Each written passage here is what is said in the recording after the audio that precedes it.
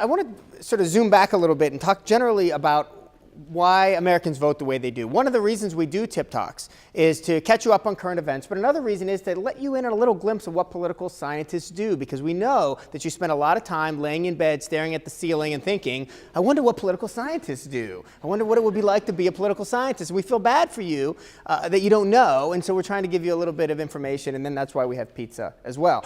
So before I tell you what we're going to do, I'm going to tell you what we're not going to do. I'm not going to explain how we got this guy, right? Because if you love Donald Trump, you know exactly why he got elected. And if you don't love Donald Trump, there's not a thing I can say to help you understand how he got elected. So that's not what we're going to do. Instead, maybe a little less topical or a little less current, but really important is I'm going to walk you through how political scientists have come to understand, and in a lot of ways still don't completely understand, why Americans vote the way that we do. So at the risk of looking like it's too much like a formal lecture, here's an overview of what we're going to do.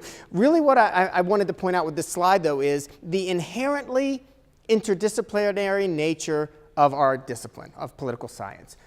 It's a fake discipline in a lot of ways.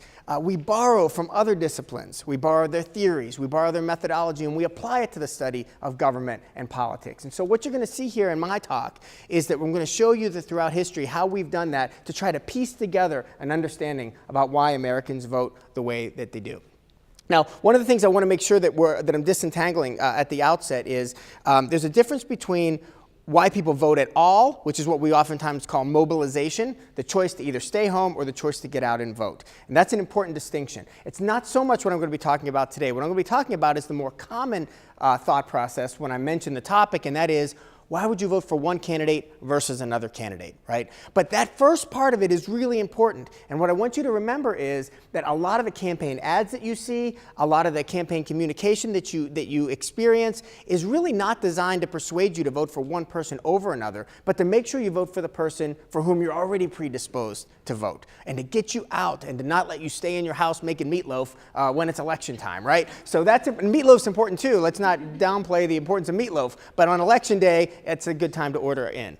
All right, so we start, I'm going to give you 70 years of political science history in just 12 minutes, right? Yes, very good. I'm going to talk as fast as like the Jimmy John's guy or something, right? 70 years, and it starts indeed in 1948. Because in 1948, a very influential book was published, not by a political scientist in particular. Paul Lazarsfeld was a sociologist working out of Columbia University, got a bunch of grants, and wanted to study how people decided to vote for president in the 1940 presidential election.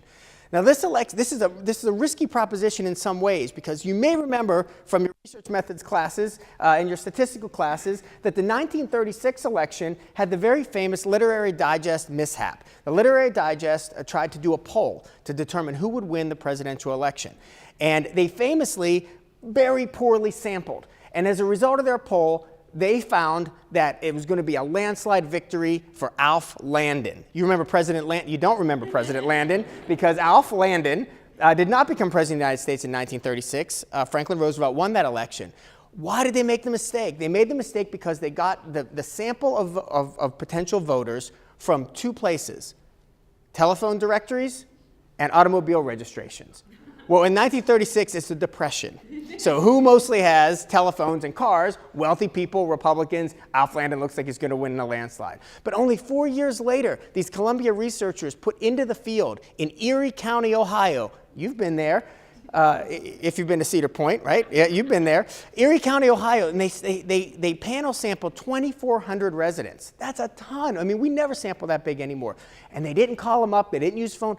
They sent people, 15 researchers, into the field for the better part of the campaign, mostly women, to interview people over and over again to try to figure out how they were going to vote. And what they came up with was a real sociologically based model of voting that is predicated on what was known as the index of political predisposition. So if I know a couple of things about you, demographic, not attitudinal things necessarily, but demographic things about you, I had a pretty good chance of predicting who you were going to vote for in the presidential election.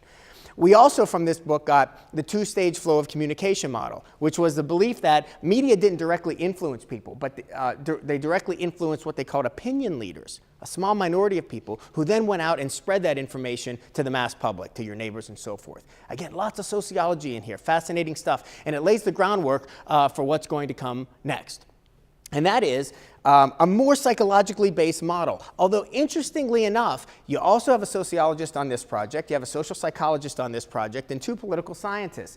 So here we go now with trying to expand our understanding and bring psychological principles in, primarily focused around this notion of party identification, or what they call party attachment. We have a psychological attachment to a particular political party, and that influences how we receive political information. And so they come up with this notion of the funnel of causality. The funnel of causality, right? And so on this big fat end here, the socio-demographic characteristics, the same stuff that was in the People's Choice. And they're not contradicting the People's Choice. They're not saying those guys were wrong. What they're saying was, we got to have a more clear picture of what's happening. And so what they suggest is that the party identification works as a perceptual filter. So as you move through your life, you take political information in, but you don't all take it in the same way. Democrats take it in one way, Republicans take it in a different way, and it filters and helps us understand. So when we get down to vote choice here, right, all these different items come into play. And some of these seem silly. Ballot list position, hold on, it matters. It matters. And even more ridiculous things than that matter. In 1957, so we're not moving in a linear function here, but around the same time, Anthony Downs publishes a not empirical book, right? This is a book that's predictive. I think it was his doctoral dissertation, in fact, an economic theory of democracy. Now we're taking economic principles to try to predict how people will vote. And so what he introduces here is what's sometimes called the rational actor, or it was called the rational man model in those days. We wouldn't be so crass, exactly. We wouldn't be so crass to call it that now. And the notion is that any issue position that we might have is premised on an ideological continuum. And I should say that Downs doesn't elucidate all of this in this book. There's a whole field of research that comes after Downs publishes an economic theory of democracy. So we have these ideological continuum from liberal to conservative. On almost any issue, we could place candidates or ourselves on an issue. So we got a continuum like this, say abortion, right? There's a far right position on abortion, a far left position on abortion, and there's lots of positions in between. How do we determine who we're going to vote for? Well, the rational actor model says, well, first of all, you got to know where you are, right? So I put the voter, V, on the continuum there, right? Slightly right of center. And then there's two candidates in the race, candidate A and candidate B, right? You have to know where those candidates fit on that continuum, right? And then you got to do a little bit of math. So you measure the distance between yourself and the first candidate, and you measure the distance between yourself and the second candidate, and whichever distance is smaller, that's the candidate you like. Rational, right? You're all following me. It's not hard math. A little bit of algebra because there's letters involved, but it's not really algebra either, right? It's just freaking you out. But here's the thing, not so complicated until you start to think about there's lots of issues in any race. So for this, what we just did, we needed three pieces of information, right? We had to know where we were, and we needed to know where each of the two main candidates were, right? So forget about the fact that there might be other candidates in the race, right? That's what you have to know. Now you got to do that for every issue in the race. And that's not all. You got to do it for every race on the ballot that year. And that's not all. Most of us don't weigh every issue equally. So now you've got to assign a weight to each of these calculations. So now you got a whole Excel spreadsheet going on, which in 1957 was a lot harder than it might seem, right? You had a whole thing going on. The fact of the matter is that this is a logical way to do it. But our brains don't work like that, and most of us don't have Excel spreadsheets to figure out how we're going to vote for. So we look like that guy. We're confused, we're overwhelmed. That's not what we're going to do. Instead, we hearken back to something that the American Voter authors told us, which is that party identification can serve as a heuristic, right? A heuristic, a cognitive shortcut. It's a way for us to get around processing all the information, but still get in a much more efficient way to the answer that's correct. And so if you think back to the way the party identification works, is that if you know the party identification of those two candidates, that can stand in for a lot of their issue preferences. Not 100%, but pretty well. So now if I can just rely on my party identification matched with theirs, I'm going to vote for the person that I probably would have voted for if I did my whole spreadsheet calculation, right? That's how it works. All right, so that's okay. That's okay. But the truth is, and what we've come to know more in the last couple of decades is, it really isn't so much about what we think, but how we feel. Aww. Candidates, parties, campaigns want us to feel patriotic. They want us to feel good.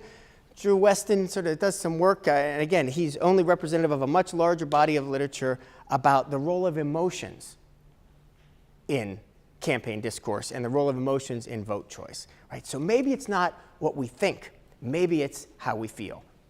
So that gets us to a whole nother set of questions, because you don't measure feelings the same way you measure thoughts. You can do surveys to measure thoughts. You can do surveys to measure feelings too, but you're not really measuring feelings, are you? You're measuring what people tell you about their feelings, which isn't quite as good.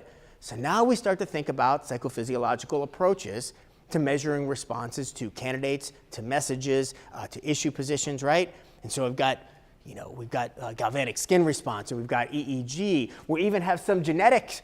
So genetic work here. And this, again, this is not a theoretical piece. This is an empirical piece using twins, comparing the political attitudes of monozygotic twins to dizygotic twins, right? Identical twins to fraternal twins, right? Monozygotic twins will share the exact same DNA. Dizygotic twins will not, right? So now you're getting, I see what you're creeped out a little bit. I see you're a little bit creeped out. You're thinking a little Frankenstein thing going on here, right? But this is what we want to understand in a more complicated way what's happening. Now, even the most stringent behaviorist, and I am one of those things, has to acknowledge that we are constrained by institutions, that all these choices that we make only happen within the context of particular institutions. And the framers put up a system for us that was not thinking about parties directly, but certainly encouraged a two-party system, right? Because of the way we do elections. And not just the framers personally, but those who made campaign laws and election laws in their wake. So what we have then is a system that discourages voting for third-party candidates, right? Because we know that it can be a lost vote, a tossed-away vote. That's so unique in the United States. It's so unique among democracies. Many democracies use, for parliamentary elections, what's called a proportional system, where instead of going in and voting for a person, you vote for a party. So un-American. So un-American. If President Trump's watching this, he's so upset right now. You don't vote for a person, you vote for a party.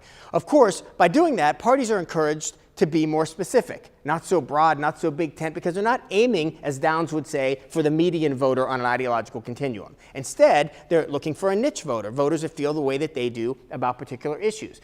As a result, it's often the case that many parties are represented in parliamentary systems because they get awarded seats based on the proportion of the popular vote they receive. Now, the flip side of this is, of course, that it's very possible, and often happens, that no one party has a majority in the legislature. If that's the case, then they have to form a coalition government, which can be volatile, right? So it's not a panacea if it's something that makes you excited, but it is a different way to think about how we do elections. But that's not all. Even with the election system we have, we can think about voting differently. I'm going to give you a couple of examples. Ranked choice balloting is not widely used in political circles, but it is used in some countries, and it's used in a lot of other places. It's used for the Heisman Trophy, right? It's used for Major League Baseball MVP. It's used for the Academy Awards. It's used, right? And it's intuitive. It's used at North Central College faculty for our balloting. Isn't that right, Mr. Speaker? Yes. Instead of just indicating the person you wish to vote for in a race, you rank your preferences. First choice, second choice, third choice, depending on how many candidates you have. And how those are counted afterwards vary. In the Borda model, there are points associated with a first choice ranking, a second choice ranking, and a third choice ranking, and the person with the most points wins. What's the potential there? The potential is maybe candidate A here is a second choice of a lot of people. Maybe it's the second choice of people who preferred candidate B first, and also the second choice of the people who preferred candidate C first. So it may be that everybody's second choice ends up getting elected because people really don't like the other two. Is that a good thing or a bad thing? On one hand, you could say, well, nobody was that enthusiastic about candidate A. Is that really the person that should represent us? On the other hand, it's like, nobody really hated candidate A. That's not bad. We don't have that every time we have an election, right? Instant runoff voting is a little bit different because it is designed to make sure that nobody gets elected without a majority of support. So Professor Muck mentions this in his talk a few moments ago, that in Brazil, they have to have a runoff election because nobody in the race got 50%. In a lot of places, it is unacceptable for somebody to take office without having a majority, not just a plurality, but a majority support of the public. And so what usually happens is you have an election, and if nobody gets it, the top two vote getters run again. That can be expensive. You can also have some deterioration of vote choice. People have to go to the polls a second time, right? Instant runoff voting takes care of all that because they have you rank your choices first, and after they count everybody's first choice up, if nobody gets a majority, then whoever has the lowest amount of votes is out of the race, and they take everybody who voted for that person and distribute their second place votes, right? And they keep doing that until somebody ends up with a majority. And so if you get down to 2 people, somebody's got to have a majority. That's the end of your math lesson for today, right? When you only have 2 candidates, somebody's getting a majority, right? I'm not saying it's the only way to do it, but it's one way to do it. The reason I'm pointing this out now, though, is to help you understand that what we come to understand about vote choice is constantly evolving, and it's different in different contexts. We're talking about Americans now, but really if political scientists are doing their job, we're trying to understand how humans make choices in electoral contests. We want it to be international. We want to make sure we understand across democracies why this works. So that's all to say that you don't know any more now about why Americans vote the way they do than you did 12 minutes ago. So I completely failed in what I said I was going to do, although at least I'm being honest about it. But what you do know, though, is how political scientists study the way people vote, why it's so complicated. And if you want to know more about that, you can take some political science classes and find out. But the most important thing, I'll reiterate and wrap it all up, is you got to get to the polls in November. That's one of the reasons why we have this theme for this very special Tip Talks tonight. Thank you so much.